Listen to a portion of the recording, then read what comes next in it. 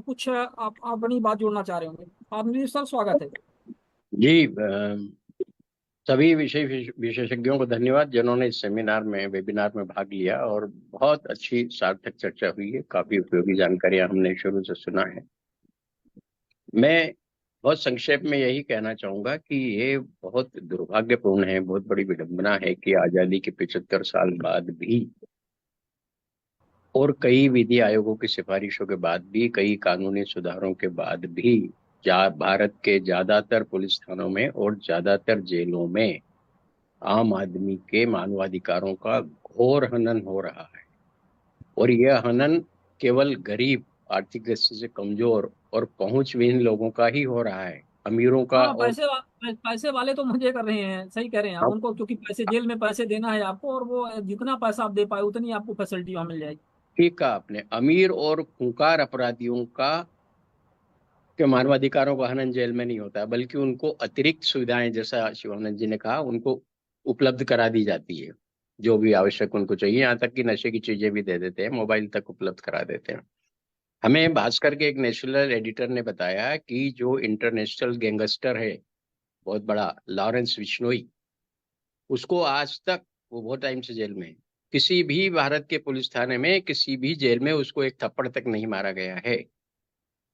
क्योंकि एक तो उसके पास पैसा है, दूसरा उसकी गैंग के लोग, गुंडे देश के विदेश के हर हिस्से में फैले हुए हैं, हथियारबंद गुंडे। तो पुलिस वाले को या जेल के किसी अधिकारी को, कर्मचारी को लॉरेंस पे हाथ उठाने से पहले ये सोचना पड़ता है, वो ये सोच के डर जाता है कि इसके गुंडे कभी भी हमको या हमारे परिवार को जान या माल का गंभीर नुकसान पहुंचा सकते हैं। इस वजह से लॉरेंस को के खिलाफ कभी भी किसी ने हाथ नहीं उठाया।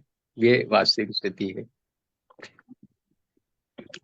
अब अभी जो तीन आपराधिक न्याय के लिए तीन नए कानून आए हैं, उनमें भी हमें मानवाधिकारों के मामले में जो अभी मौजूदा व्यवस्था है उसमें सुधार का कोई विशेष प्रावधान अभी तक जानकारी में नहीं आया है, दिखाई नहीं दिया है। एक सबसे महत्वपूर्ण बिंदु है कि अगर हमारे आम आदमी के किसी भी व्यक्ति के मानवाधिकारों का हनन होता है, और मानवाधिकार में वो सब चीजें आती जो मनुष्य के जन्म लेने लेते ही उसको स्वाभाविक अधिकार मिलते हैं, प्राकृतिक अधिकार मिलते हैं अच्छा जीवन जीने के लिए, वो सब चीजें मानवाधिकार हनन की श्रेणी में आती है। लेकिन इन और इस महत्वपूर्ण अधिकार का हनन होता है तो हमें शासन ने एक प्लेटफॉर्म उपलब्ध कराया है, केंद्रीय स्तर पर मानवाधिकार आयोग और हर राज्य के स्तर पर मानवाधिकार आयोग, जहां हम निशुल्क शिकायत कर सकते हैं। और आयोग सुनवाई करने के बाद दोनों पक्षों की अपना निर्णय सुना देता है। लेकिन हम्म, केंद्रीय सूचना आयोग, केंद्रीय मानवाधिकार आयोग और राज्य मानवाधिकार आयोग के काफी महत्वपूर्ण निर्णय आदेश ऐसे हैं जिनका शासन के स्तर पर परिपालन होना था और वो नहीं हुआ और नहीं होता है। ये हमने मध्य प्रदेश में भी देखा है। राज्य मानवाधिकार आयोग किसी भी शिकायत की सुनवाई करके राज्य शासन को अपनी अनुशंसा भेजता है। उसको दंड देने का अधिकार नहीं है दोषी, अनुशंसा भेजता है कि इसके खिलाफ अभियोजन की कार्रवाई की जाए, विभागीय कार्रवाई की जाए या अनुशासन की जाए। लेकिन ऐसी एमपी में तो हमने देखा है ज्यादातर सिफारिशों पर राज्य सरकार अमल नहीं करती है। इसके लिए आवश्यक है कि सूचना आयोगों की तरह केंद्रीय सूचना आयोग, केंद्रीय मानवाधिकार आयोग और राज्य मानवाधिकार आयोग को भी दंडात्मक शक्तियां प्रदान की जाए, जिनके तहत वो सीधे दोषी के खिलाफ दंडादेश पारित कर सके। जब तक यह नहीं होगा, मानवाधिकार आयोग की ज्यादातर सिफारिशें धूल चाटती रहेगी। हमने तो यहाँ तक देखा है कि मध्य प्रदेश मानवाधिकार आयोग के जो पिछले अध्यक्ष थे, जस्टिस नरेंद्र जैन, उन्होंने मध्य प्रदेश के एडिशनल चीफ सेक्रेटरी ऐसे आईएएस आईपीएस बड़े अफसरों के खिलाफ आदेश पारित किए और सरकार को कार्रवाई के लिए भेजे, और सरकार ने कार्रवाई नहीं की। तो उन्होंने ऐसे तीन मामलों में हाईकोर्ट में रिट याचिका दायर करनी पड़ी राज्य मानवाधिकार आयोग को कि हमारे आदेश का पालन करने के लिए आप सरकार को निर्देशित करें। ये स्थिति है व्यवहार में। तो सीधा एक प्रभावी उपाय ये हो सकता है कि हम सब मिलकर जहां भी संभव हो मानवाधिकार आयोगों को दंडात्मक शक्तियां देने की मांग उठाएं। धन्यवाद। बहुत बहुत धन्यवाद आप नजीब साहब। और मानवाधिकार आयोग का तो जैसा कि स्थिति आपको पता है कि वो एक तरह से इस तरह की शक्तियां तो उनको प्राप्त नहीं है। बिल्कुल सही बात है कि सिर्फ अनुशंसात्मक शक्तियां ही उनको प्राप्त हैं, और जब तक दंडात्मक शक्तियां नहीं होती हैं तो लोग उसको बाध्य नहीं होते मानने के लिए। तो ये दिक्कत का विषय है। हालांकि जयंत कुमार दास साहब जैसे लोग इसमें ह्यूमन राइट डिफेंडर्स जिन्होंने काम किया हुआ है, मनोज जेना साहब हैं अभी के कार्यक्रम में, उन्होंने बहुत अच्छे प्रयास किए हुए हैं। और क्योंकि निरंतर इन बातों को लेकर के, सिर्फ इसी चीज को लेकर के वो लड़ते हैं, तो बहुत सारे प्रकरणों में उन्होंने कंपनसेशन तो दिलवाया हुआ है लोगों को, जो भी पीड़ित रहे हैं उनको कंपनसेशन दिलवाया हुआ है। और अनुशंसा हुई है, अनुशंसा पर फिर बाद में चूंकि फैक्ट फाइंडिंग के आधार पर उन पे कार्यवाहियां भी हुई हैं। लेकिन चूंकि सीधे जैसा आप कह रहे हैं कि जब तक दंडात्मक विधान पावर नहीं है तो ये दिक्कत हो रहा है। सत्येंद्र कुमार जैन, सत्येंद्र सिंह चौहान साहब कुछ पूछना चाह रहे हैं, बार बार उंगली रेज कर रहे हैं। अपने आप को अनम्यूट करके अपनी बात रखें, और किन से अपनी बात पूछना चाह रहे हैं आप ये भी बता दें। सत्येंद्र जी, अनम्यूट कर लें।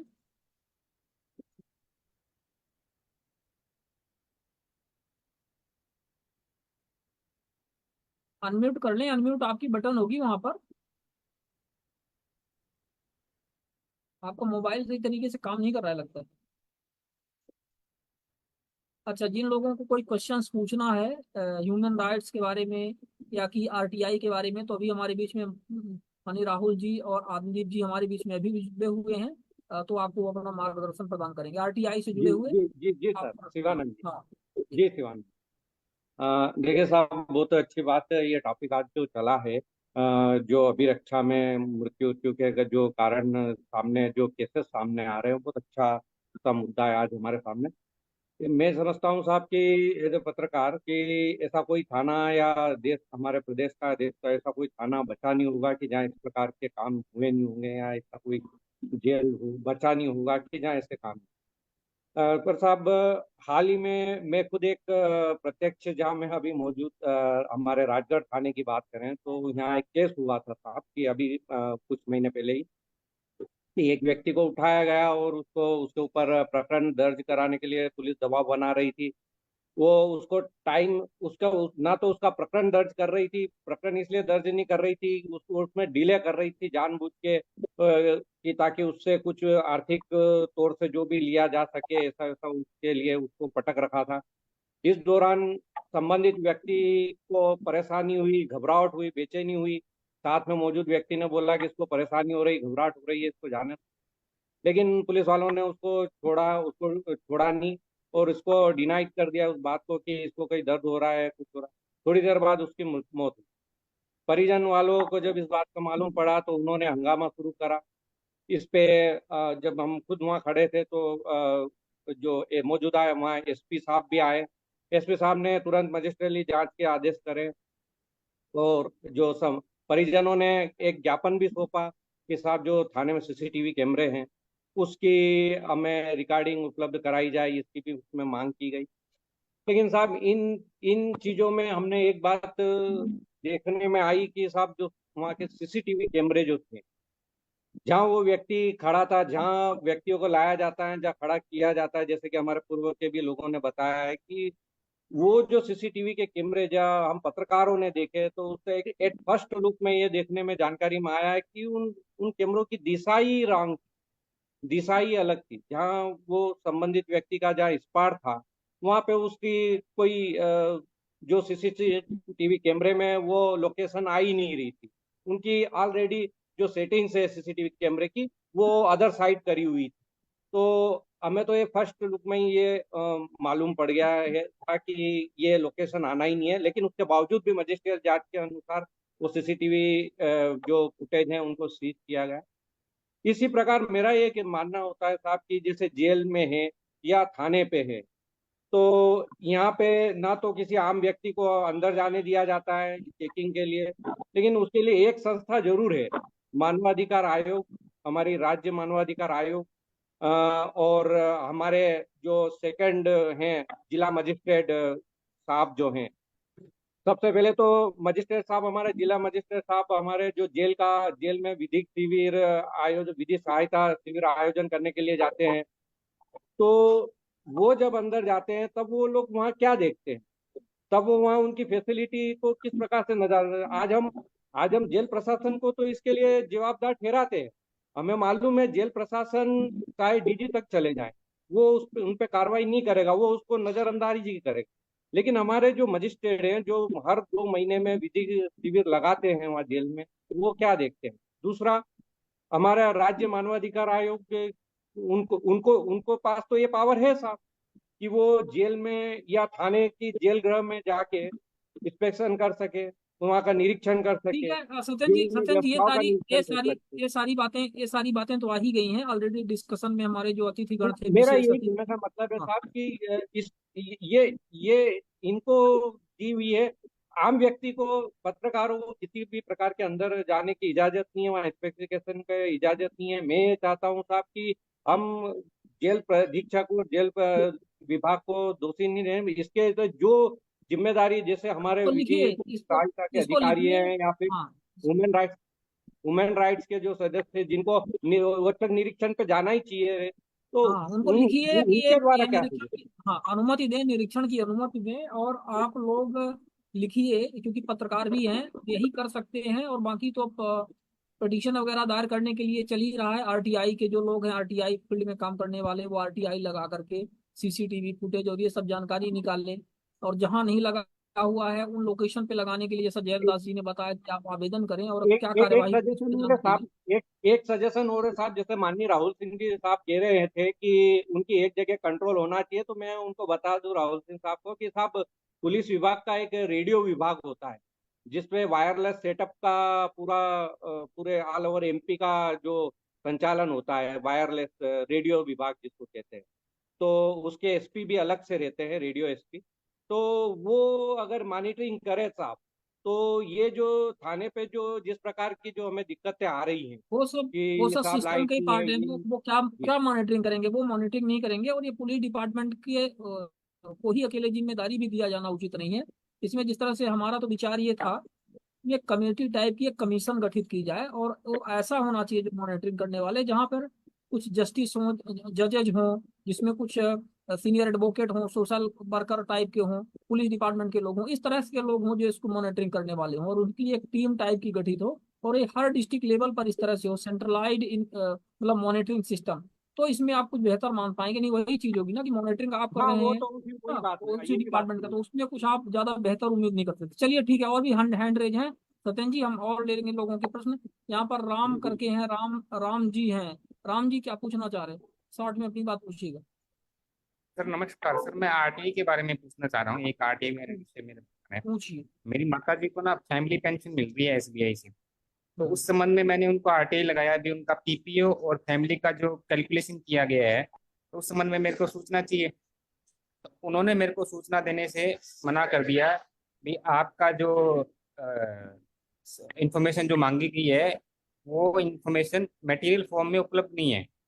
इस संबंध में जब मैं उनसे मिला, तो उन्होंने बताया कि हम बैंक हैं, हम आरटीआई के अंतर्गत अंतर्गत नहीं आते। हम चाहें तो सूचना दें, चाहे तो नहीं दें। तो सर ये इससे ऐसा कुछ है आरटीआई में कि बैंक आरटीआई में नहीं आते कुछ? बैंक, ठीक है, राहुल सर है हमारे बीच में, आदिदीप सर हैं, तो आपको जवाब देंगे। ये कौन सा बैंक है? हाँ, स्टेट बैंक ऑफ इंडिया है सर। बिल्कुल आरटीआई लागू होती है उनके ऊपर, आरटीआई के दायरे में आते हैं। और ये इन्फॉर्मेशन इनको देनी होगी। अगर इन्होंने आपको ये लिख करके, क्या इन्होंने ये लिख करके दिया है कि आरटीआई के दायरे में नहीं आती है? नहीं, ये नहीं लिख के दिया, इन्होंने लिख के दिया है कि जो आपने सूचना मांगी है वो मटेरियल फॉर्म में उपलब्ध नहीं है। मतलब पीपीओ नहीं, की कॉपी इनके पास मटेरियल फॉर्म में उपलब्ध नहीं है।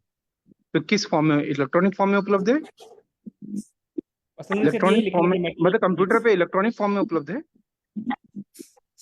ऐसा अच्छा कुछ नहीं देखिए, लिख ऐसा के है, दिया। ऐसा देखिए देखिए तो ऐसा है कि अगर वो बैंक ये कह रहा है कि मटेरियल फॉर्म में उपलब्ध नहीं है, मतलब जो मतलब, या तो इन्फॉर्मेशन, देखिए इन्फॉर्मेशन वही इन्फॉर्मेशन नहीं दी जा सकती है जो इन्फॉर्मेशन उपलब्ध ही ना हो। अब बाकी इन्फॉर्मेशन जो कि कंप्यूटर के इसमें उपलब्ध हो, इलेक्ट्रॉनिक फॉर्म में उपलब्ध हो, या फिर कागज पे उपलब्ध हो, फाइलों में उपलब्ध हो, वो सारी इन्फॉर्मेशन देनी होगी। अगर इन्फॉर्मेशन कंप्यूटर पे है तो कंप्यूटर में से वो प्रिंट आउट करके देंगे आपको, प्रिंट आउट जी निकाल सर। करके देंगे। या फिर उसको हार्ड डिस्क पर देंगे, आप पेन ड्राइव पर देंगे, कंप्यूटर में जो इन्फॉर्मेशन सेव होती है।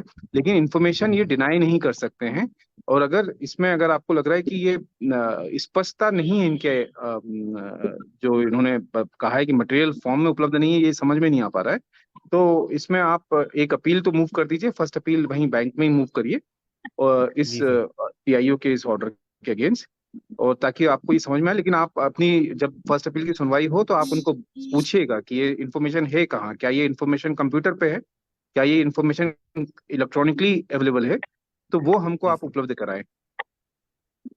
ठीक है सर। अच्छा सर, एक चीज और, एक मिनट सर, हाँ कि ये सर पूछिए। कोई आरटीआई एक्ट में ऐसा कुछ प्रावधान है कि ये लिख लिख के दे दें भी मटेरियल फॉर्म में उपलब्ध नहीं है, ये कौन से नहीं एक्ट में देखिए, ऐसा कुछ मटेरियल है? फॉर्म क्या होता है ये किसी को मतलब ये समझ में ही नहीं आ रहा है। हमारे सामने इतने सारे एप्लीकेशन आई हैं एज अ राज्य सूचना आयुक्त, हमने इतने मामले देखे, लेकिन आज तक हमने ये कभी नहीं सुना है कि कोई ये कह रहा हो कि इंफॉर्मेशन मटेरियल फॉर्म में उपलब्ध नहीं है। फॉर्म तो इलेक्ट्रॉनिक भी हो सकता है, फॉर्म दूसरा भी हो सकता है। जी तो सर। इसीलिए मैं इस पे स्पष्टता लाना चाहता हूँ कि ये इसलिए फॉर्म है बेहतर क्या। बेहतर बेहतर बेहतर ये होगा कि ये राम, ये आप बताइए कि आपका, आपने पूछा क्या था, जानकारी आपने क्या मांगी थी, तो और स्पष्ट हो जाए क्या जानकारी मांगी थी। सर मैंने मेरी मदर का पीपीओ की कॉपी मांगी थी। पीपीओ की कॉपी। हाँ जी, पेंशन का ऑर्डर होता है ना, जो उसकी कॉपी मांगी थी। तो पेंशन, हाँ पेंशन ऑर्डर होता है वो, तो वो क्या बैंक में तो होता है, वो ट्रेजरी में होता है, बैंक में होता है। तो वो तो सर उन्होंने दिया नहीं, जो मेरे को मिला नहीं, उन्होंने कोई भेजा कि आपको डाक के नहीं, थ्रू ये भेजा था, वो इन्फॉर्मेशन डाक क्या मेरे को बैंक में मिला। रहती है? आप ही बताइए, ये इन्फॉर्मेशन बैंक में रहती है क्या? ये सर बैंक में ट्रेजरी कंप्यूटर में ऑफिसर तो को रहती है बताइए उनका ना। 100%। एक हाँ, मिनट मैं बता कमांडो, देता हूँ। ये commando treasury commando officer Gautam. Hello, मैं बता देता हूँ, मैं बता रहा हूँ। पीपीओ ये क्या होता ट्रेजरी है ना, ऑफिसर पीपीओ जो रहता है पीपीओ डिस्ट्रिक्ट का। ऑफिस से एक तो भेजा जाता है बैंक, जिस बैंक में खाता है पार्टी का वहाँ भेजा जाता है। तो बैंक तो वाला जो बोला है सरासर झूठ बोला है। उसका पास ओके, इलेक्ट्रॉनिक फॉर्म में हो या हार्ड कॉपी में हो, उसका पास इंफॉर्मेशन है। ठीक अगर है। नहीं है तो उसको लिख के देना होगा आरटीआई का जवाब में, जो हमको अभी तक इसका कॉपी नहीं मिला है। और साहब मैं भी बता दूं, फॉर्म में हो एक उसको कॉपी देना है ना, होगा। ये ट्रेजरी ऑफिसर को भी जाती है, हाँ पीपीओ की। वो तो हमें भी पता, वो नहीं ट्रेजरी नहीं, में तो हमें बैंक से पता है मिल या ना। ट्रेजरी, ट्रेजरी ट्रेजरी में ऑफिसर, बैंक जाती है के ना पास भी होता है, ट्रेजरी के पास भी होता है ये। हाँ, ट्रेजरी बैंक ऑफिसर में, तो वहां से भी आप बैंक ले का ये सकते ड्यूटी बनता है। बैंक का ये ड्यूटी बनता है अकाउंट होल्डर को एक कॉपी देना, जब भी मांगे तभी उसको देना होगा, जैसा भी मांगेगा वैसा भी। जैसा राहुल सर बोला है, अगर ये उसका राम पास हार्ड कॉपी राम नहीं है वो कंप्यूटर से राम जी, निकाल के देगा। हाँ एक मिनट आशीष रानी, राम जी आपने आरटीआई क्या अपने नाम से लगाया है या माता जी के नाम से लगाया, जिनकी पेंशन हो माता रहा जी है। के नाम से लगाया सर, हाँ मेरी तो उनको माता जी देना, के नाम से। वो थर्ड पार्टी और ये भी कुछ नहीं कर सकते, 8 1 का हवाला नहीं दे सकते किसी भी सेक्शन का, इसमें वो देना चाहिए वो। अपना माँ के लिए सेक्शन का मांग तो रहे हैं, सर एट उन्होंने वन का कोई समझ हवाला में नहीं नहीं दिया। आता है। चलिए अगला क्वेश्चन ले लेते हैं, ज्यादा टाइम वेस्ट नहीं शिवानंद करते जी, हैं। हाँ इसमें थोड़ा सा जोड़ना चाहूंगा कि ये जी। प्रथम अपील तो करें ही बैंक के प्रथम अपीली अधिकारी को, और फिर भी न्याय नहीं मिलता है तो केंद्रीय सूचना आयोग में इसकी द्वितीय अपील कर सकते हैं। लेकिन एक और रास्ता है कि आप आपके इलाके के आपके राज्य के क्षेत्रीय भविष्य निधि कार्यालय में भी आरटीआई लगाकर पीपीओ यानी पेंशन पे ऑर्डर की जानकारी ले सकते हैं। और ये जानकारी भविष्य निधि कार्यालय में ही मूलतः होती है, वहीं से बैंक को सब जगह जाती है। और बैंक के पास इसलिए भी होना जरूरी है कि पेंशनर को हर साल बैंक में ही अपना हर नवंबर तक या साल में एक बार जीवन प्रमाण पत्र देना होता है बैंक को कि मैं जिंदा हूँ, इसलिए मेरी बिल्कुल। पेंशन जारी रखी जाए। तो वो इसी आधार पे बैंक मांगता है जीवन प्रमाण पत्र कि आप उनके पास पीपीओ नहीं होता है। अतुल बिल्कुल सर, ये तो मिल जाएगा, ये तो ईपीएफओ से मिल जाएगा, बात सही है। लेकिन बैंक का मैनेजर को सबक सिखाने के लिए उसको छोड़ना नहीं चाहिए, नहीं तो उसका ये आदत बरकरार रहेगा। उसको बढ़िया से बिल्कुल फास्ट अपील में ठोकना चाहिए। नहीं, इसके लिए तो वैसे भी आप बैंकिंग में ऊपर उनको जो एजीएम वगैरह जीएम वगैरह होते हैं उनको भी, या उनके लोकपाल होते हैं उनको भी कंप्लेन कर दीजिए, इतने में भी उसके वीपर कार्रवाई हो जाएगी। और दूसरा इनकी माताजी के पास भी होना ही चाहिए पीपी ऑर्डर, क्योंकि जब पेंशन पास होती है, आपकी स्वीकृत होती है, तो भविष्य निधि कार्यालय हर पेंशनर को अपने ऑर्डर की कॉपी भेजता है, हाँ हाँ उन्होंने मेरे को खुद ये बोला पेंशनर कि को। एक कॉपी आपको भेज दी, एक बैंक को भेज दी। तो मैं कहा सर मेरे को तो मिली नहीं है, हमें मिली नहीं, या जो भी है आपने भेजी या नहीं भेजी, हमें नहीं मिली। तो उन्होंने बोला कि आप बैंक से ले सकते हैं, बैंक में होता है पीपीओ की कॉपी। पेंशन मिल रही है कि नहीं सर बैंक में? पेंशन मिल रही है, पेंशन तो मिल रही है सर। हाँ गौतम जी बताइए। ये पेंशनर कब से है आपकी माता जी?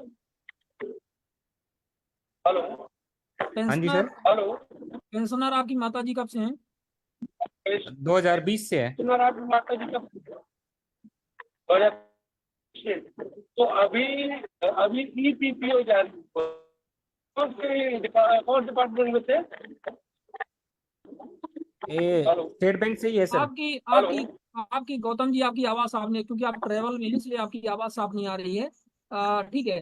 पीपीओ ऑर्डर के लिए आप आरटीआई लगाकर आप प्राप्त कर सकते हैं। आशीष नारायण जी, आपका क्या क्वेश्चन है? हाँ, हमारा ठक्कर साहब है ना, चलाइए। ठक्कर साहब हैं, राहुल सर हैं, आत्मदीप सर हैं, आप अच्छा, राहुल सर से पूछना था, बहुत दिन राहुल सर से बात नहीं हुआ। राहुल सर, मैं एक चीज जानना चाहता हूँ। मैं आशीष नारायण बोल रहा हूँ बंगाल से।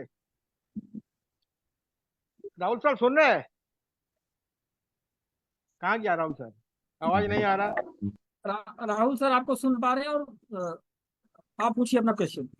तो मेरा क्वेश्चन ये है, हमारा एक तो जानकारी है, क्या स्टेट इंफॉर्मेशन कमीशन डिफेक्टो कॉम्प्लेनेंट को मना कर सकता है पेनल्टी प्रोसीडिंग में ज्वाइन करने के लिए?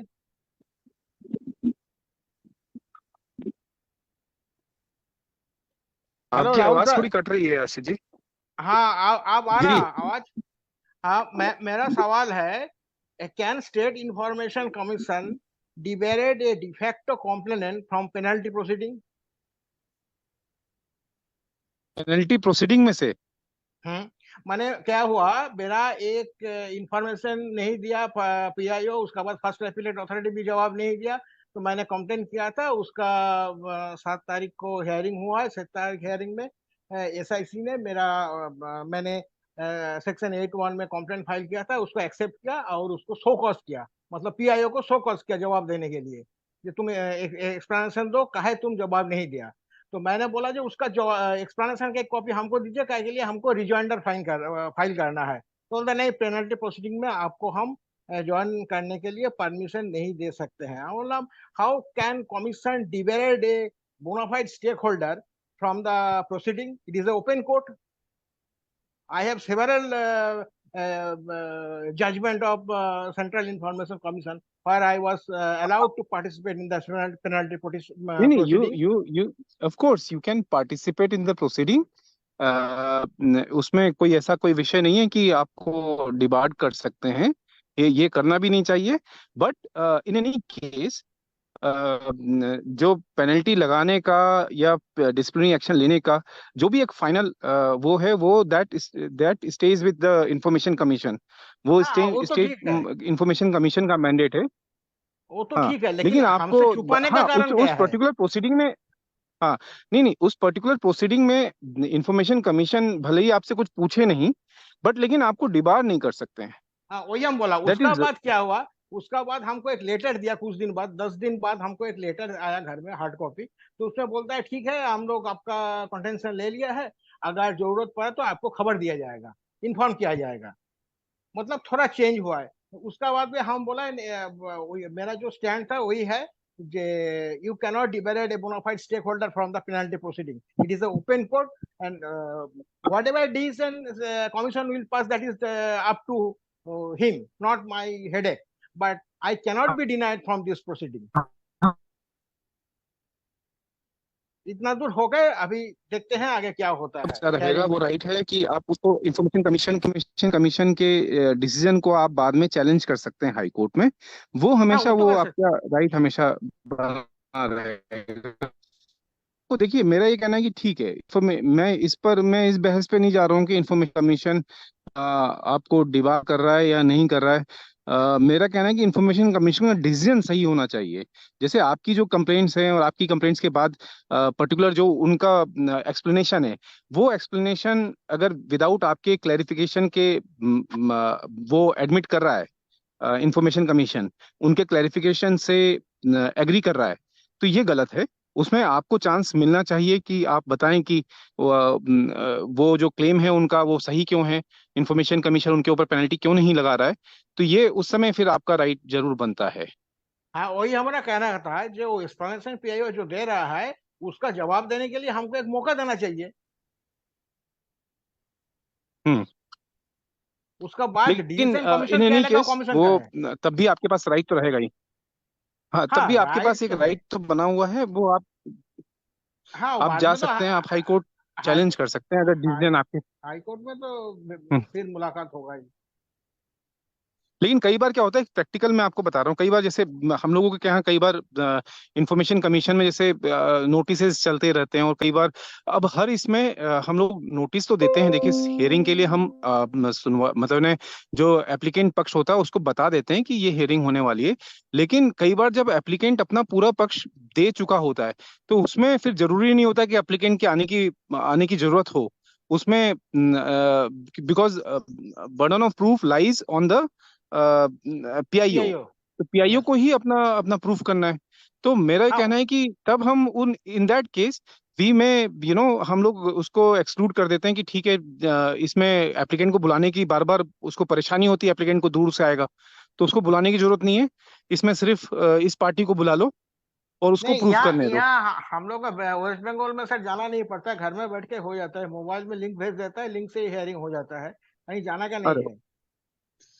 अरे वाह, हम ये लोग वही जो डिजिटल। हाई कोर्ट का सिस्टम है, अजीत जी हाँ भेजते हाँ हैं इस हाँ हाँ, सिस्टम में, यस सर, यस। हाँ सेम हाँ, हाई यस कोर्ट सर। वाला हाँ, हाई कोर्ट वाला सिस्टम तो घर में बैठ के हो वीडियो जाएगा वाला किस। कॉल। हाँ हाँ, वीडियो जैसे अभी हम लोग का जूम मीटिंग चल रहा है, हाँ, कि जूम में हो रहा वो गूगल मीट में होता है।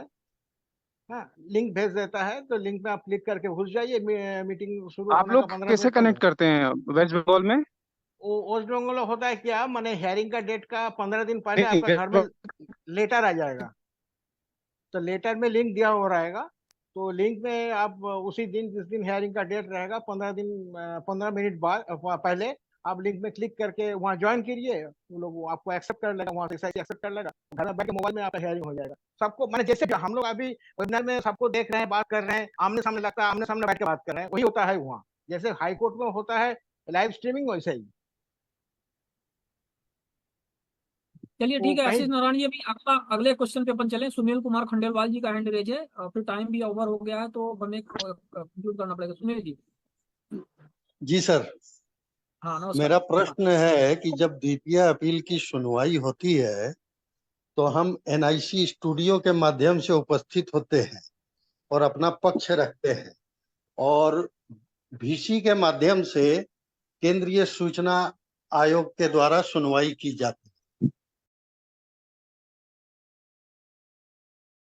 मेरा ये प्रश्न है कि ये पूरी प्रोसीडिंग की कार्रवाई की अगर वीडियोग्राफी कोई आवेदक कराना चाहे तो क्या यह अलाउ है, और अगर है तो इसके क्या प्रावधान?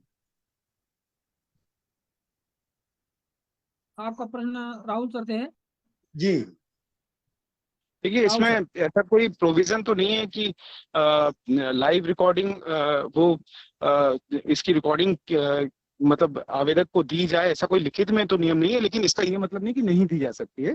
और चूंकि ये अगेन मैं कहूंगा कि ये अगर सेंट्रल इंफॉर्मेशन कमीशन की आप बात कर रहे हैं, तो उनकी जी सारी रिकॉर्डिंग स्टोर होती है हार्ड डिस्क में, उस रिकॉर्डिंग का डेटा रहता है, तो आप उस रिकॉर्डिंग को हमेशा मांग सकते हैं, नहीं उसको सर, डिजिटल मांगा फॉर्म में उसको रिकॉर्ड। आरटीआई में मैं केंद्रीय सूचना आयोग से भी मांगा था और एनआईसी से भी मांगा था, और दोनों ही एनआईसी नहीं, जगह से। एनआईसी के पास रिकॉर्ड नहीं रहता है ये रिकॉर्ड जो है ये डेटा सेंट्रल इंफॉर्मेशन कमीशन में जमा होता है। जी सर, मैं सेंट्रल इंफॉर्मेशन कमीशन की बात कर रहा हूँ।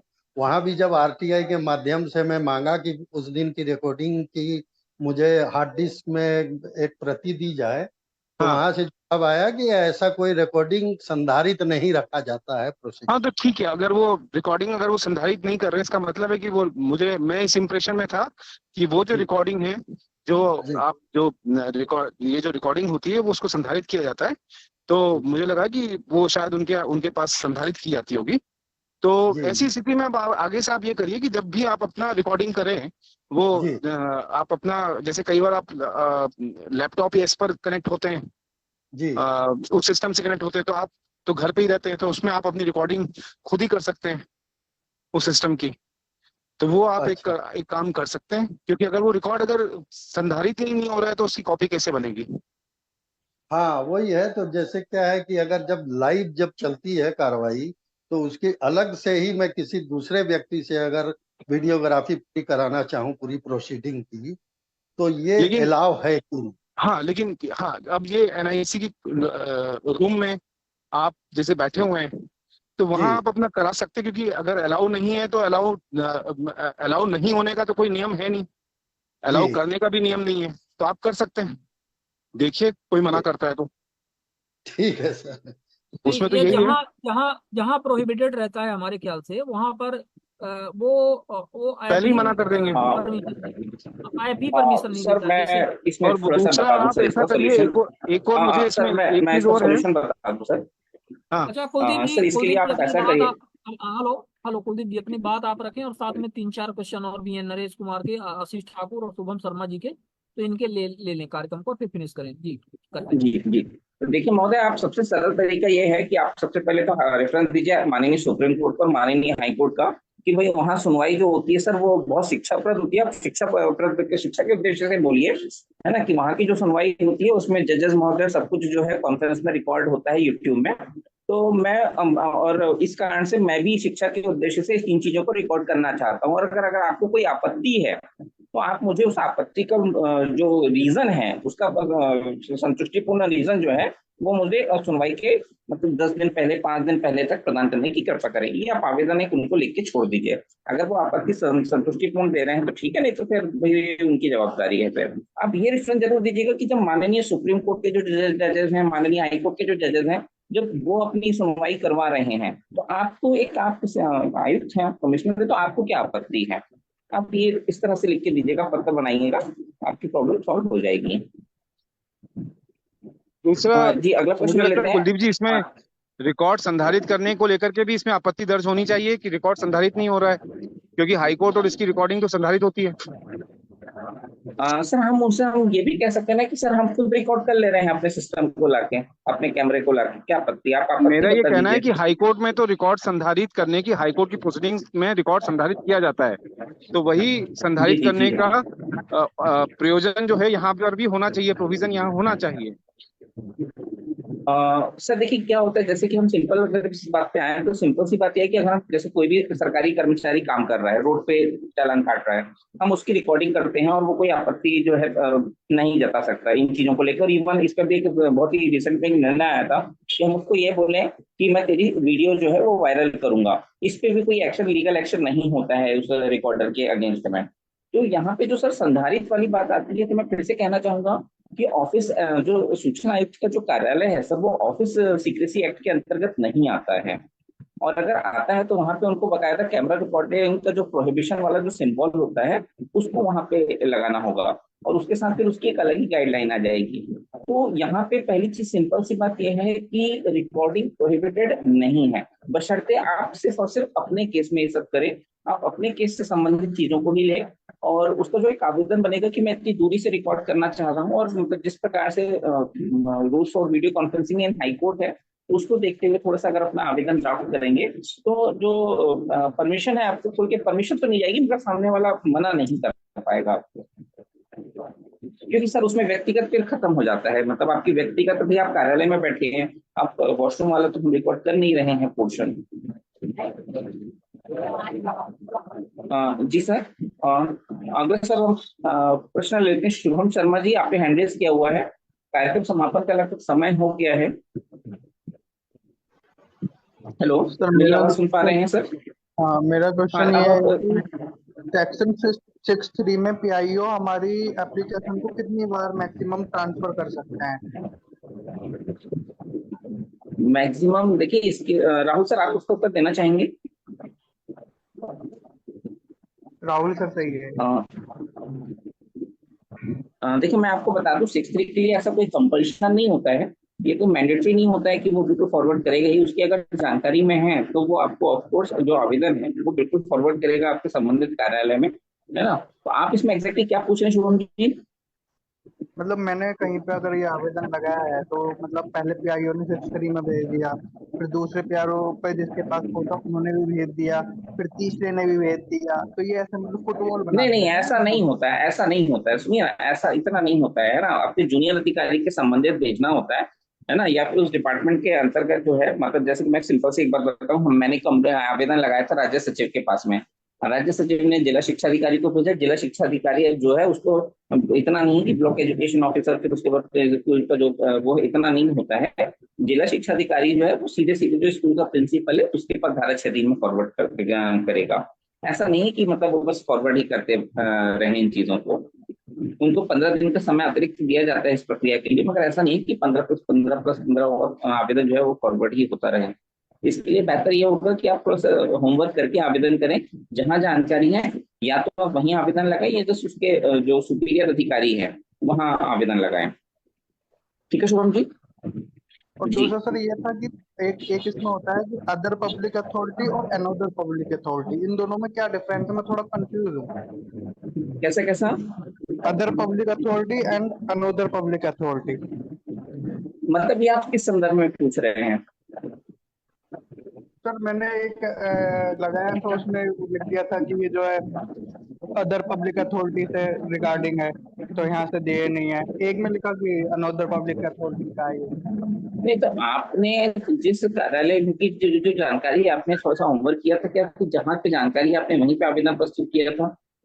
दरअसल में मैंने पूछा था कि ये जो हमारे मतलब मैं लॉ स्टूडेंट हूँ, तो लॉ कॉलेज जो होते हैं उनके जो डीन होते हैं उसकी मैक्सिमम रिटायरमेंट एज कितनी है, ये मैंने बीसीआई से पूछा। बीसीआई ने इसको रखा लगभग 1-1.5 महीने अपने पास रखा, फिर उसके बाद में बोल दिया आपकी कि आवाज हमारे थोड़ा पास सा में थोड़ा धीमी आ रही है, आपकी आवाज थोड़ा सा एक बार फिर से दोहराएंगे अपना प्रश्न?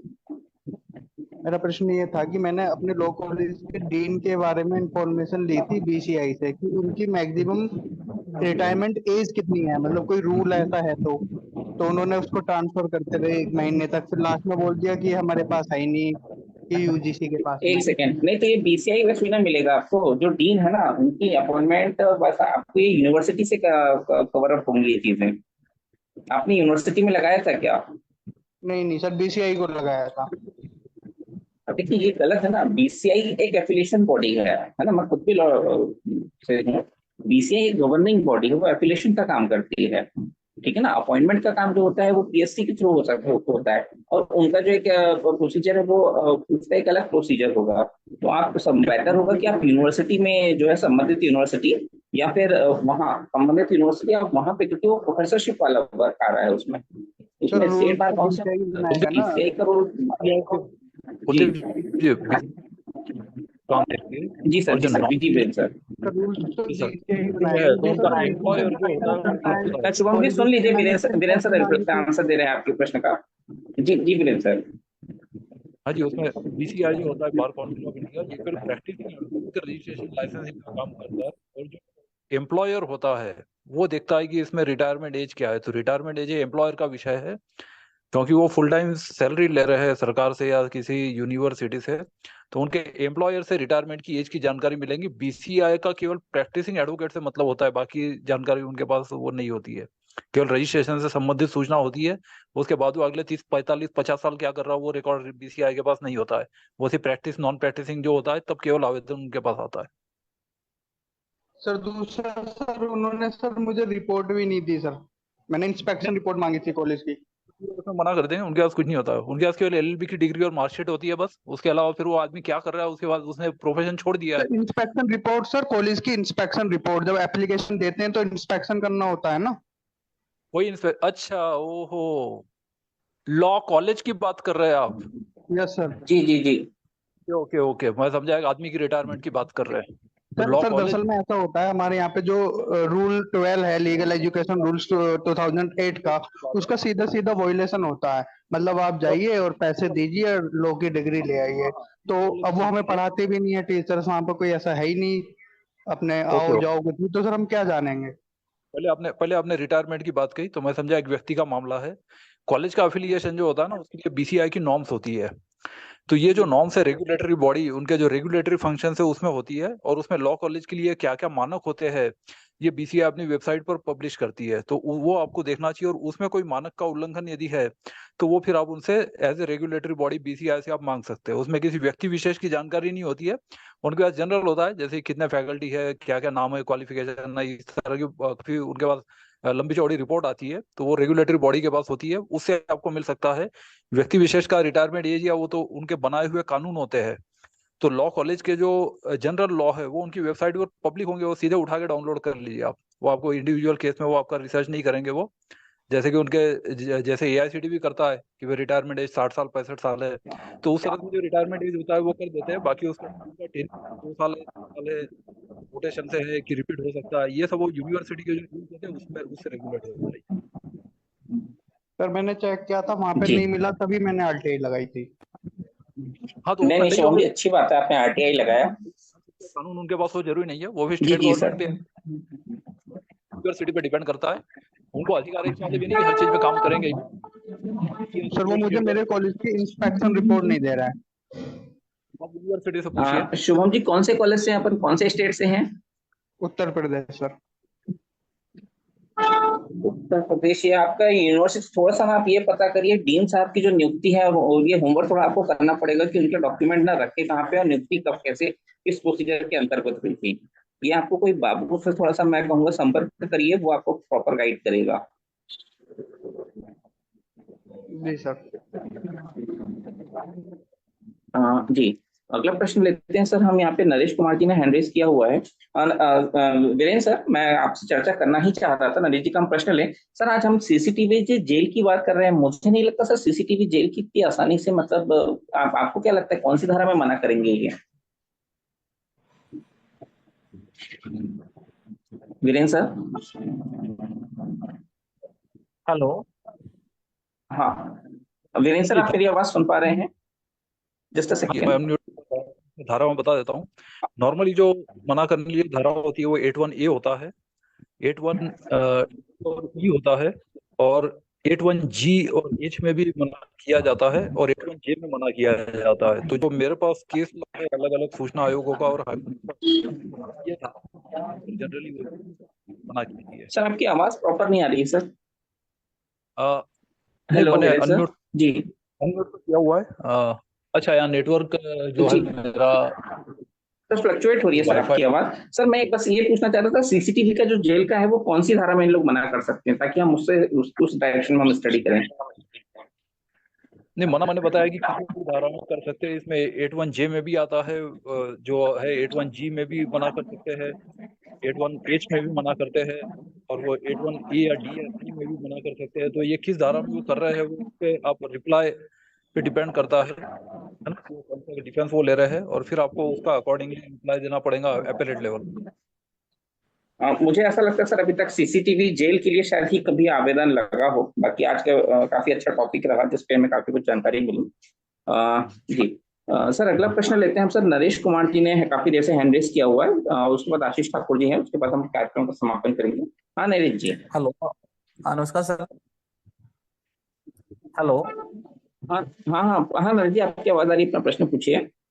सर मेरा क्वेश्चन से कि मैंने कोई इन्फॉर्मेशन मांगी थी सैलरी से रिलेटेड कि इस एम्प्लॉय को कि आपने कितनी सैलरी डिस्कस की, मतलब फाइनेंशियल ईयर के अंदर 23-24 में। तो उसमें जवाब दिया है कि पीआईओ ने पर्टिकुलर केस के अंदर कि this is the personal information infringement of the privacy of the personal. तो आपको इन्फॉर्मेशन नहीं दी जा सकती, अगर हम इन्फॉर्मेशन देंगे तो उसकी प्राइवेसी का मतलब इंफ्रिजमेंट हो जाएगा। अच्छा पब्लिक जी इन्फॉर्मेशन वीरेंद्र सर। 1B के क्लॉज 10 में पब्लिक, तो अब इसको आप चैलेंज कर सकते हैं कितना सैलरी दिया ये। सर मगर सर जी यहाँ पे क्या आ रही है सर, क्या कि साल भर की सैलरी इकट्ठा कहीं पे एक्यूमुलेटर कोई रिकॉर्ड होगा कि वो मंथ वाइज ही इनको मांगना चाहिए, मतलब लैंग्वेज जो ड्राफ्टिंग की होगी। इनकम टैक्स पर्पज के लिए एनुअल स्टेटमेंट भी दिया जाता है, तो वो हर एम्प्लॉय को मिलता है। तो उसमें आपको अप्रैल से मार्च तक का, या जो भी मार्च टू फरवरी तक का है, तो वो स्टेटमेंट मिल जाता है हर एम्प्लॉय को। तो वो उसमें पूरे साल भर का समरी होता है, तो उसका भी जो पार्ट है वो मिल सकता है, प्राइवेट पार्ट उसका नहीं मिलेगा। तो उसमें आप फर्स्ट सेकंड अपील करिए। आप फर्स्ट सेकंड अपील किए बिना केवल पीआईओ लेवल तक ही रिस्ट्रिक्ट रह जाएंगे तो फिर आप कुछ नहीं कर पाएंगे। मना कर दिया उसके बाद आपको नेक्स्ट स्टेप ये है कि पहले आपको फर्स्ट अपील करनी है, उसके बाद फिर आपको सेकंड अपील करनी है। तो सिस्टमेटिक तरीके से आप फॉलो करेंगे तो आपको कुछ रिजल्ट भी मिलेगा। अदरवाइज आप जी जी सर। एक चीज जैसे अभी ह्यूमन राइट कमीशन की बात होती है, अगर हम किसी संस्था को मान लो कोई हमारी मान लो ग्रीवेंस दे, उसके रिगार्डिंग में हम बार बार मान लो उसको प्रेजेंटेशन देते हैं, एक प्रेजेंटेशन 2 दे दी, 3 दे दी, 4 दे दी, 5 दे दी, 6 दे दी, 7 दे दी, तो उसका वो जवाब तो देता नहीं, देख के साल साल हो जाता है। और फिर बाद में ये कहते हैं कि भाई बार बार आप संस्था में पत्राचार भेज रहे हो, मतलब बार बार आप लेटर भेज रहे हो, और उसका समय खराब करवा रहे हो। तो आपको मौखिक तौर पे आपको पहले बता दिया गया है कि आप संस्था में पत्राचार नहीं भेजे, ठीक है, और नहीं तो आपके खिलाफ डिसिप्लिनरी कार्रवाई की जाएगी। तो इसमें क्या नरेश जी उचित सुनिए ना, ये सर मैं इसका आंसर थोड़ा सा देना के पहले मैं एक चीज कहना चाहूंगा। नरेश जी, ये किस तरह का मैटर की जानकारी मांग रहे हैं आप? मैं बता देता हूँ। पहली बात, सर्विस तो मैटर सर होनी चाहिए। सर्विस मैटर सर्विस पहले मैटर आपको सर सर्विस मैटर नहीं है। दूसरी बात, एक तो पुलिस केस नहीं है। तीसरा ये कि वो सब जुडिस नहीं है। तो अब वो उनका जो एफिडेविट या डिक्लेरेशन होता है, उसमें आपको ये देखना पड़ेगा कि आप किसी पुलिस थाने या किसी अन्य आयोग या कमीशन या कोर्ट में आपका केस पेंडिंग नहीं है, और वो सर्टिफाइड जुरिस्डिक्शन उनका बनता है। अदरवाइज तो जो उनका ये डिक्लेरेशन वेबसाइट पर आप देख लीजिए, state human rights and national human rights commission की वेबसाइट पर, तो वो डिक्लेरेशन देंगे तभी वो अपनी कंप्लेंट अटेंड करेंगे। अदरवाइज उनका जुरिस्डिक्शन नहीं है। प्रोटेक्शन ऑफ ह्यूमन राइट्स 1993 जो है वो भी आप देख लीजिए, उसमें इसके प्रावधान स्पष्ट रूप से दिए हुए हैं। जहाँ उनकी अधिकारी जुरिस्डिक्शन नहीं बनता है, उस मामले में वो जांच। आवाज नहीं आ रही सर आपकी साहब। सर आपका सर ईयरफोन शायद प्रॉपरली प्लग इन नहीं है सर, उसको थोड़ा सा देखिएगा। माइक एक्चुअली आपका साउंड बहुत ज्यादा फ्लक्चुएट हो रहा है। अच्छा, मैं वो वाईफाई की प्रॉब्लम आ रही थी। मैं ये बता रहा था कि सर्विस मैटर जो होता है, तो सर्विस मैटर में उनका जुरिस्डिक्शन नहीं बनता है। तो क्लियर आपको सर्टिफिकेट किसी और कोर्ट या ट्रिब्यूनल में पेंडिंग नहीं है, पुलिस केस पेंडिंग नहीं है, या जो जो चीजें उनके डिक्लेरेशन में एफिडेविट में होती है वो आप देंगे तो ही वो कंप्लेंट एंटरटेन करेंगे। अदरवाइज उनकी अधिकारिता नहीं बनती है protection of human rights act के मुताबिक। तो ये आपको देखना पड़ेगा। नहीं बनता सर उनको जी। फिर हाईकोर्ट ही जाना पड़ेगा सर। अरे नहीं हाँ, नरेश जी, ऐसा कुछ नहीं है। सर मुझे ऐसा लगता है कि hello service matter human rights में नहीं आता है, क्योंकि there is no right to employment in India. Bharat में एम्प्लॉयमेंट का अधिकार नहीं है। तो उसमें ये कि जो फंडामेंटल राइट्स है या कॉन्स्टिट्यूशनल राइट्स कौन से अधिकार में आता है, वो देखकर फिर आपको एप्रोप्रिएट रेमेडी फॉलो करनी पड़ेगी। अच्छा सर, नरेश जी मैं तो हेलो सर, मैं आपसे ये पूछना चाहूंगा। किसी साथी ने पहले बताया था कि भाई आप कोई एप्लीकेशन मूव करते हैं, सिंपल एप्लीकेशन या प्रेजेंटेशन देते हैं, तो उसको आप विजिटिंग मान लो एक स्टेपुलर टाइम के अंदर वो जो है जो भी सामने वाली पार्टी उसको डिसाइड करना होता है, चाहे वो कुछ नेगेटिव डिसाइड करे चाहे पॉजिटिव डिसाइड करे। तो फिर या तो मार्क 2 कर साल 3 साल तक बीत जाते सर, कोई मतलब कोई प्रेजेंटेशन का कोई जवाब ही नहीं आता, कॉपी ना मार्क करने से प्रिंसिपल लेवल पे आता है ना डायरेक्टरेट लेवल पे आता है। तो अब हर चीज के लिए कोर्ट में जाना, 50,000 रुपये लगाना, तो व्यक्ति कहाँ से लेके आएगा? नरेश जी मैं कॉपी थोड़ा सा मार्क मैं आपको यहाँ पे कहूँगा। मैं अभी वर्तमान जो परिस्थितियां देख रहा हूँ ना, मैं जी सर। ये जरूर प्रदीप सर का बहुत बहुत धन्यवाद। सर ने मीटिंग ज्वाइन किया, शायद सर ब्रीफ कर रहे हैं। धन्यवाद सर। नरेश जी देखिए, ऐसा नहीं है आरटीआई को लेके मैं ये नहीं कहूंगा आज के वर्तमान में, क्योंकि हमारी भी खूब सारी आरटीआई लगती हैं मेरे अंडर में, तो मैंने एक चीज देखा सर, जवाब तो आता है मैक्सिमम केसेस में। हाँ, सर अप्रोप्रिएट आरटीआई जवाब की नहीं बात आता नहीं वही। कर रहा सर मैं। सर मैं हाँ आरटीआई की बात नहीं कर रहा सर मैं। हेलो अच्छा कुलदीप, अच्छा। मैं सिंपल जी जी प्रेजेंटेशन, जी। जैसे मैं किसी संस्था में काम करता हूँ, ठीक है, और मेरी हाँ 6 महीने से सैलरी रोक दी गई है, मेरे डिमोशन कर दिया गया है। तो जब मैं पूछता हूँ कि मेरा डिमोशन क्यों किया गया है, प्रेजेंटेशन दी कि मुझे उसकी कॉपी दी जाए, मुझे वो रीजन बताया जाए, मुझे वो कारण बताया जाए, ठीक है, तो प्रेजेंटेशन देता हूँ, प्रिंसिपल नहीं सुनता, चोटी नहीं सुनता, मैं डायरेक्टर को लिखता हूँ, पीएचडी को लिखता हूँ, मैंने तो कोई जवाब ही नहीं आता। और रही आरटीआई की बात, हम लोग कहते हैं कि भाई आप उसके बाद एक एप्लीकेशन दो। पहले मैं बताता हूँ, एक एप्लीकेशन दो, आप एप्लीकेशन देने के बाद आप 2 महीने बाद आरटीआई लगाओ, उसको आप एक्शन टेकर रिपोर्ट मांगो। तो मैंने हजारों बार आरटीआई में एक्शन टेकर रिपोर्ट मांगी, मुझे जवाब दिया गया है जो आपने एप्लीकेशन दी थी वो अभी पेंडिंग है। और पेंडिंग का हम आपको क्या जवाब दे, जब उसका जवाब कोई फाइनल डिस्पोजल ही नहीं हो तो हम आपको जवाब दे ही नहीं सकते। तो उनके पास हर चीज सर का वो तो मतलब एक सोल्यूशन है। नहीं, आपने अपीलिंग एंड डिसिप्लिनरी रूल्स पढ़े अपने विभाग के? हाँ जी। नहीं, कुलदीप जी, अपीलिंग इनका एंड डिसिप्लिनरी होता है ये जो है ना, ये जो बोल रहे हैं कि डिमोशन नहीं किया जा सकता, ये होता है 311 में, और वो केवल परमानेंट एम्प्लॉयमेंट के लिए होता है। गेस्ट फैकल्टी को जहाँ पर कॉन्ट्रैक्ट पर लेक्चर के हिसाब पेमेंट होता है, उसमें कोई मिनिमम जैसा ये नहीं होता, उसमें पर लेक्चर के हिसाब एक्चुअल वर्क किया जाए तो हर महीने का या हर सेमेस्टर का अलग अलग क्या नहीं जा सकता, मैंने उनसे रीजन पूछा है ना, रीजन तो बताएंगे ना। मेरे कहने का मतलब सिर्फ भाई मैंने प्रेजेंटेशन दी, भाई आप मुझे रीजन बताओ, मैं ये नहीं कहने क्या नहीं जैसा, वो रीजन तो बताएंगे, मुझे डॉक्यूमेंट तो देंगे कि भाई आपका इस वजह से क्या गया है। आप मैंडेमस ला सकते हैं हाईकोर्ट से ऐसे मामले में, क्योंकि वो बताना चाहिए नहीं बताना चाहिए वो कानून की बात अलग है। यदि आपको लगता है कि उनकी लीगल ड्यूटी है और वो अपनी ड्यूटी परफॉर्म नहीं कर रहे, तो हाईकोर्ट से आप मैंडेमस ला सकते हैं। हाँ तो सर मैं यही तो जानना चाह रहा हूँ कि किस नॉर्म के तहत उनकी लीगल ड्यूटी बनती है या लीगल ड्यूटी नहीं बनती है। वो तो कहते हैं कि आप कोई भी प्रेजेंटेशन दोगे हम उसके लिए वर्बली कहते हैं कोई अमाउंट नहीं है, हम तो 2 साल तक 5 साल तक नहीं देंगे इसका जवाब, क्या करोगे आप? नहीं, ऐसा नहीं है, देखो मैं काम यदि जानना किया चाहता हूँ है कि किस नॉर्म के तहत एक प्रिंसिपल की एक एचओडी की मतलब लीगलिटी बनती है कि उस प्रेजेंटेशन को 2 महीने में, 3 महीने में, 4 महीने में उसको डिसाइड करे। मैं तो ये नहीं कह रहा कि वो देखो पॉजिटिव मेरे हक में डिसाइड करे, वो नेगेटिव डिसाइड करे, जवाब तो दें।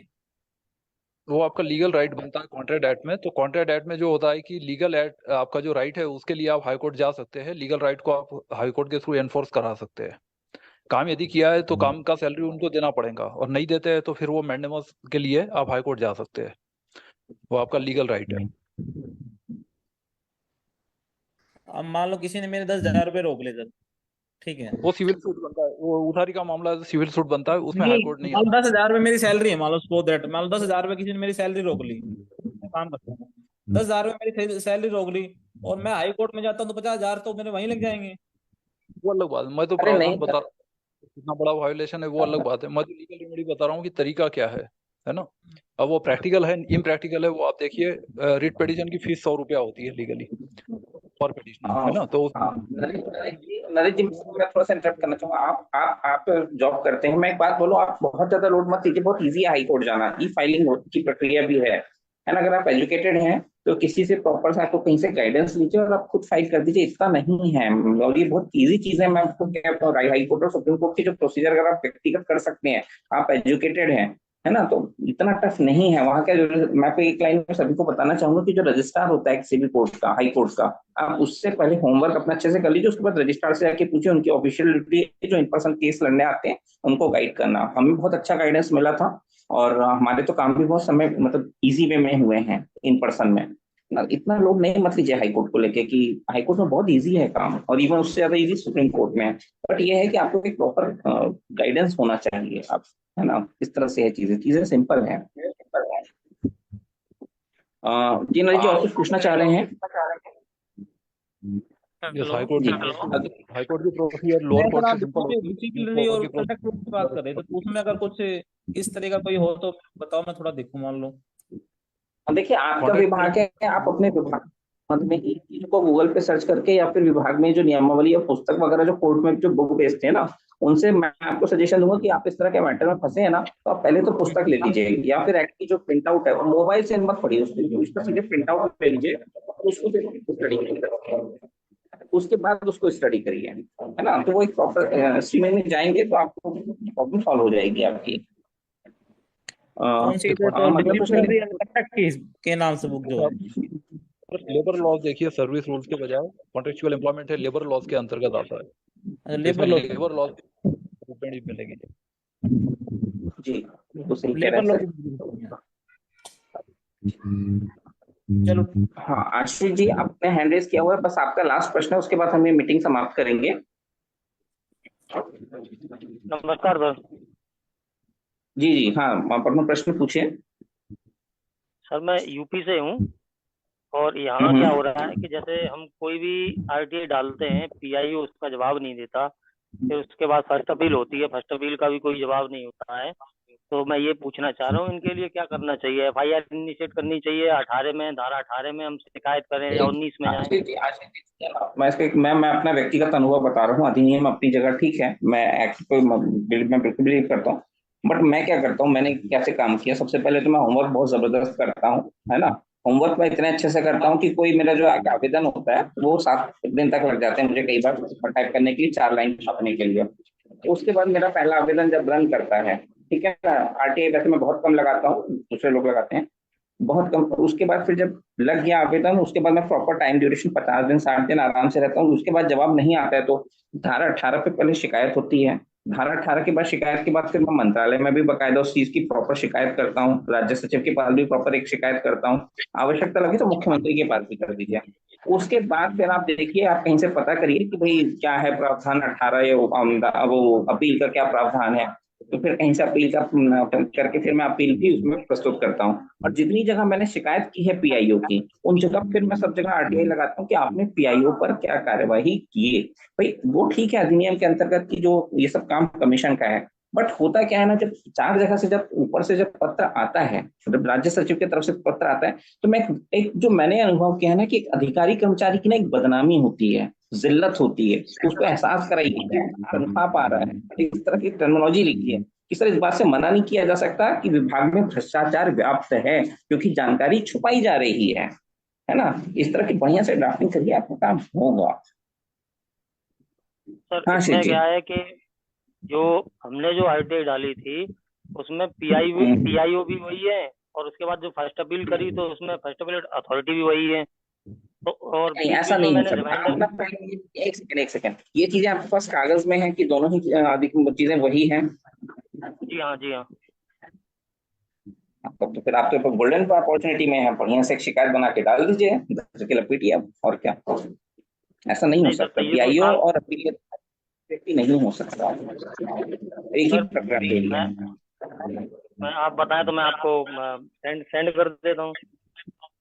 पहले हम एक बार वीरेंद्र सर को भी सुन लेते हैं, उनका क्या सुझाव है सर। जी वीरेंद्र सर। क्या उसकी पदोन्नति हो गई है, उसे 1 महीने में प्रमोशन हो गया है तो हो सकता है। नहीं सर, आपका कहना ठीक है, मगर ये तो एक ही कागज में नहीं कर सकता है। जैसे एक केस है, उसका प्रमोशन हो गया, उसके बाद वो खुद वो जो है दूसरा उसको वरिष्ठ पद मिल गया और उसके बाद वो अपीलीय अधिकारी भी हो सकता है। तो क्या प्रमोशन हुआ इसका 1 महीने में? ये तो सर मुझे पता नहीं है। तो वो चीज पता लगाओ ना उसमें कि, क्योंकि उसमें यदि अलग अलग किया है तो उसका पदनाम भी देखिए और आरटीआई में क्या पदनाम है वो भी देखिए। एक तो उसका मूल पदनाम होता है ना, जैसे अनुसचिव उपसचिव जो भी है। दूसरा ये होता है कि आरटीआई में जो पदनाम है वो होता है कि या तो असिस्टेंट पीआईओ या अपीलीय अधिकारी है ना, ये आरटीआई में बदनाम हो गया। तो उसमें क्या उसने लिखा है वो डेसिग्नेशन आप देखिए, क्योंकि सरकारी कर्मचारियों के प्रमोशन भी होते रहते हैं। तो कई बार होता है कि एक बार आपने जैसे लिखा, कलेक्टर ने ऑर्डर पास कर दिया, उसके बाद कलेक्टर है वो सचिव बन गया, तो अगले महीने वो एज ए सचिव साइन करेगा, तो ये पॉसिबल है। तो इसमें भी सर ऐसा ही हो रहा है, ये डिप्टी कलेक्टर है। हाँ, तो प्रमोशन हो गया है तो फिर वो सही है, वो कर सकता है। हाँ तो सर मैं वही तो पूछ रहा हूँ, मुझे क्या करना चाहिए इसमें। हुआ है आशीष जी, मेरा प्रश्न आपसे की कागज में कहीं पे लिखा हुआ है कि सही है कि गलत है? प्रथम अपील? जी जी बिल्कुल लिखा हुआ है। निर्णय सही है कि गलत है, सूचना मिली कि नहीं मिली वो देखिए और उसको सेकंड अपील में चैलेंज करिए। आप उसमें उसकी जो कॉम्पिटेंस है वो टेक्निकल ग्राउंड पे आपको खास रिलीफ मिलेगी नहीं मिलेगी, वो अपना प्रमोशन साबित कर देगा कि देखो मेरा प्रमोशन हुआ है दिस वर्क, तो उसमें आपको कोई रिलीफ नहीं मिलेगी। तो ऑर्डर सही किया कि गलत किया, कौन सी धारा उसने लगाई, ये कंटेंट्स आप देखिए रादर देन द टेक्निकलिटीज। नहीं सर, धारा तो क्या उन्होंने कोई जवाब दिया ही नहीं। तो उसका रिटायरमेंट के बाद अगले महीने आयुक्त तो बन जाएगा, तो फिर वो आयुक्त वो हो सकता है कि एज ए आयुक्त भी वो काम करे। तो आपको जो बेसिक प्रिंसिपल है बायस का मतलब है कि खुद अपना निर्णय है तो उसके ऊपर वो निर्णय नहीं लेना चाहिए उसको। तो ये बायस के अगेंस्ट वो जो रूल होता है उसमें आप चैलेंज कर सकते हैं ये चीज। तो इसलिए पहले फैक्ट पता लगाइए कि क्या, यदि प्रमोशन हुआ तो फिर वो कर भी सकता है। तो उसमें आपको उसके ध्यान में लाना पड़ेगा कि पीला ऑर्डर भी उसी का है ना, और उस पर वो बायस के तहत वो नहीं कर सकता। जैसे वकील है, वकील अगले महीने जज बन जाएगा, तो फिर वो एज ए वकील जो क्लाइंट के केस वो देख चुका है उसको फिर वो उसके सामने नहीं लाया जाता है ना। तो इसको बोलते प्रिंसिपल ऑफ बायस के अगेंस्ट में रूल होता है। तो बायस का यदि उल्लंघन हुआ है तो वो फिर आप चैलेंज कर सकते हैं। जैसे सर अपील करे हुए 45 डेज से अगर ऊपर हो चुके हैं तो फिर अगर जैसे कि इसको फिर आयोग में चैलेंज कर सकते हैं या एफआईआर भी करा सकते हैं हम। एफआईआर नहीं होती, एक भी दिन की कैद नहीं पूरी आरटीआई एक्ट में कहीं पर भी। तो इसमें पहले आप सेकंड अपील करिए, सूचना देने योग्य है कि नहीं पहले तो ये पता लगाइए, उसके बाद फिर आप बाकी रेमेडी कर सकते हैं। ठीक है जी, अगर आप जैसे तो आप इस चीज मंत्रालय वगैरह में शिकायत करना फायदेमंद हो सकता है। मंत्रालय में शिकायत करने के लिए सर क्या रेमेडी क्या होगी? ये रेमेडी क्या होगी? आप शिकायत करिए कि भाई वहाँ के जो एफए है, जो पीआईओ है, उनके द्वारा किसी भी प्रकार का, मतलब आप कमीशन में तो शिकायत डालिए ही डालिए, साथ में आप मंत्रालय में भी शिकायत करिए, उनका कर्तव्य था। कुलदीप जी ऐसे केस में होता क्या है, मार्क कर देते हैं क्योंकि आरटीआई में उनको कुछ भी पावर्स नहीं है। तो वो जब मार्क कर देंगे तो वो क्या करेंगे, एक लाइन का रिप्लाई देगा कि आवेदक को इतने तारीख को रिप्लाई दे दिया, इवन कंटेंट्स भी नहीं बताते, या फिर बता दें कि नियमानुसार कार्रवाई है, या फिर उसको फर्स्ट अपील के बारे में सूचित कर दिया गया है। अब क्योंकि बाकी जो अथॉरिटीज है उनको किसी को पावर नहीं है, तो वो क्या कर दिया कार्रवाई उसको एक सेंटेंस में बता देंगे और उसके बाद वो मामला खत्म हो गया, तो उसमें बाकी कोई लीगली कुछ नहीं कर सकता। ये तो फॉरवर्डिंग होगी, उसमें कुछ भी नहीं होगी सर, और वो फॉरवर्डिंग करके आपको नहीं करते हैं।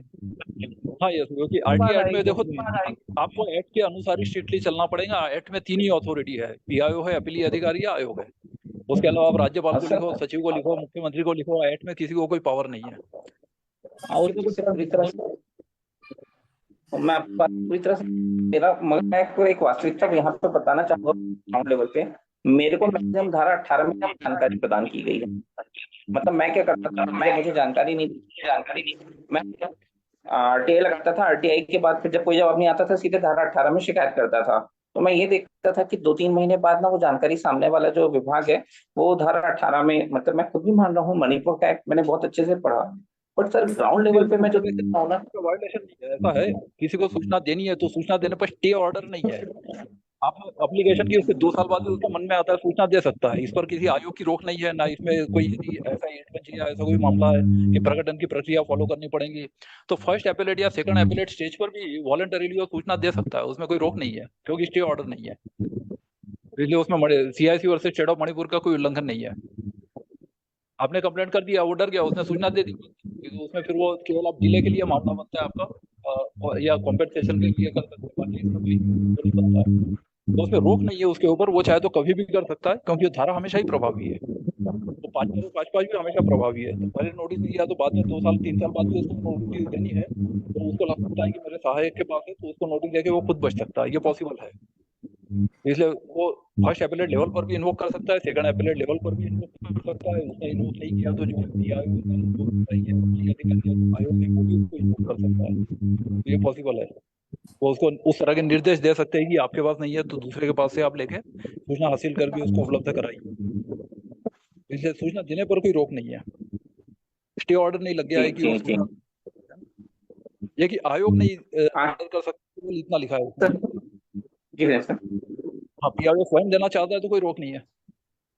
वो तो बोलेगा मेरा डिले हो रहा था, मैं जुर्माने से बचना चाहता था, 5 दिन लेट हो गया तो 5 दिन का बोलेगा ठीक है 1250 बनता, उससे ज्यादा नहीं बनता तो वो अपना तुरंत वो कर देगा जुर्माने को कम करने के लिए या बचने के लिए, तो उसपे कोई रोक थोड़ी है।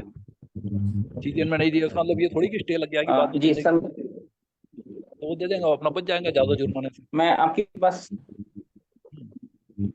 पूरी तरह से सहमत हूँ सर, बट मैं ग्राउंड लेवल पे बस ये कहना चाहूंगा कि जैसे आशीष जी का मैटर है, इनको कोई रिप्लाई नहीं मिल रहा है, मेरे साथ भी ऐसा हुआ है। तो मेरे साथ ऐसा हुआ था, मैंने कुछ ऐसी जानकारी सेंसिटिव जानकारी मांगी, तो जब मैंने मंत्रालय में शिकायत किया इन चीजों की तो मैंने देखा कि मेरे पास मतलब ठीक है अधिनियम के अनुसार नहीं है इन चीजों का प्रॉपर, मैं इस चीज से एग्री हूँ, बट मैंने जब मंत्रालय में शिकायत किया तो मैंने देखा कि मेरी जो जानकारी है ना वो प्रदान कर दी गई और मेरे को रिलीफ मिल गई फाइनली। तो मैं तो वही चाह रहा था, उस समय तो मैं ये सब जानता भी नहीं था इन चीजों को लेके, तो मुझे ऐसा लगा कि ग्राउंड सब कुछ पता होता है। मैं दबाव के टैक्टिक्स ऊपर नहीं बता रहा हूँ, मैं एज पर लॉ ही बता रहा हूँ कि कानून क्या होना चाहिए। हाँ जी जी जी जी सर, जी सर। सर यहाँ पे आशीष उसे वो कॉपी पड़ी रहती है, उसमें लीगली नहीं करते वो कुछ। आशीष जी, लास्ट में आपको एक ही सुझाव रहेगा, आप इसी आरटीआई पे अगर आपको